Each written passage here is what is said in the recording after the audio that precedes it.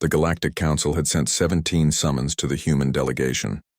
17 formal requests, each more urgent than the last, demanding their presence at the emergency summit on Kepler Station, and 17 times the humans had politely declined.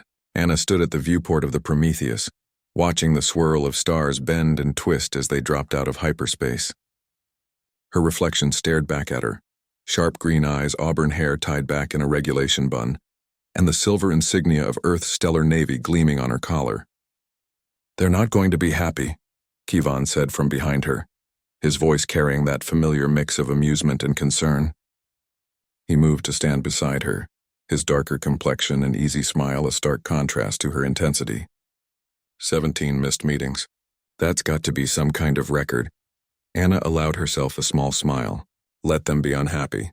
They wanted humanity to bow, to beg for permission to exist in their perfectly ordered galaxy. They're about to learn why that was a mistake. Ahead of them, Kepler Station hung like a jeweled crown against the cosmos, a massive ring of gleaming metal and crystalline domes, home to the 17 founding species of the Galactic Council. It had stood for 3,000 years, a monument to peace, cooperation, and the rigid hierarchy that kept lesser species in their place. The humans had been invited to join 12 years ago, after a survey ship stumbled upon Earth. They'd been offered membership in the Council's outer ring, a polite way of saying they'd be servants, not equals. The Council expected gratitude. What they got was silence.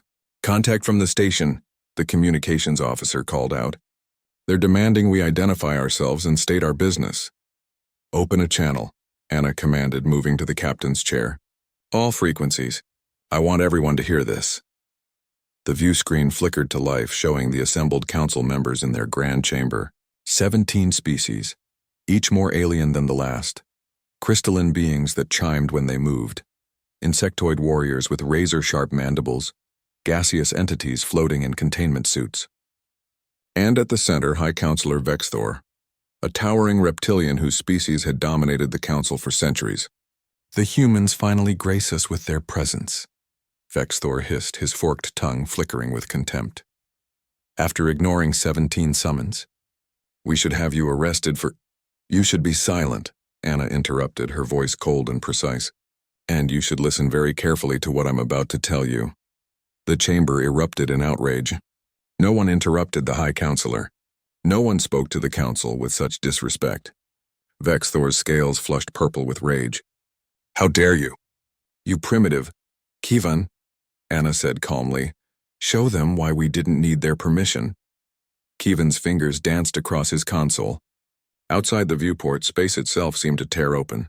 One by one, they emerged. Sleek warships bristling with weapons humanity had developed in secret. Carriers that dwarfed anything in the Council's fleet. And at the center, the Titan-class dreadnoughts that made even Kepler Station look small. 200 ships. The entire Earth defense fleet, armed with technology the Council had assured them was impossible for such a young species to achieve. The Council chamber fell silent. "For 12 years you sent us summons," Anna continued, standing now, her presence commanding despite the millions of kilometers between them. "Demanding we accept your terms, your hierarchy, your rules. You told us that humans were too young, too primitive, too emotional to be trusted with real power in the galaxy." She walked closer to the view screen, her eyes locked on Vexthor. "So we ignored you. We took those 12 years and built this fleet. We cracked faster-than-light travel that doesn't rely on your jump gates. We developed weapons that make your plasma cannons look like children's toys. We did in 12 years what your council claimed would take us centuries, and we did it without asking your permission." Kevon pulled up holographic displays around the chamber, star charts showing human colonies on worlds the council had deemed uninhabitable, trade agreements with independent species the council had ignored, and most damning of all, records of council ships attacking human survey teams in disputed territories. "You've been testing us," Anna said, her voice hardening. "Pushing our boundaries. Attacking our unarmed vessels. You thought we were weak, that we'd run crying to your council begging for protection."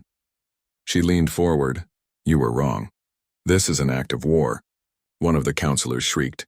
"No," Kevon interjected smoothly, pulling up another display. "This is an act of defense. Every ship we destroyed was in human-claimed space. Every engagement was legally justified under the treaties you wrote. We have recordings, sensor logs, everything. We're not the aggressors here. Anna watched the council members exchange nervous glances.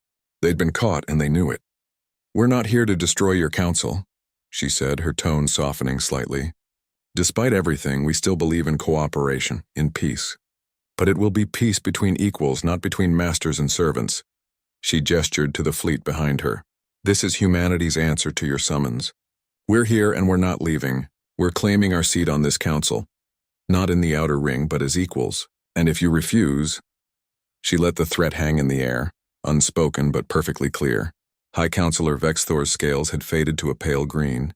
Fear, Kevin had learned during their research. The mighty council leader was afraid. This is not how things are done, Vexthor stammered. Then perhaps it's time for things to change, Anna replied. The vote took 3 hours. When it was done, humanity had its seat, in the inner council with full voting rights and territorial sovereignty. Several species even requested immediate trade agreements, having decided that allying with humanity was preferable to opposing them. As the Prometheus prepared to dock at Kepler Station for the official ceremony, Kevin joined Anna at the viewport again. Think they learned their lesson, he asked. Anna smiled, watching the fleet maneuver into formation around the station, a reminder to everyone watching of what humanity could accomplish when pushed. They learned that humanity doesn't ask for permission. We earn our place or we take it. She turned to face him. Either way, the galaxy just changed forever. Outside, the stars seemed to shine a little brighter, reflecting off 200 human warships that had shaken the very foundations of galactic power. The age of human dominance had begun,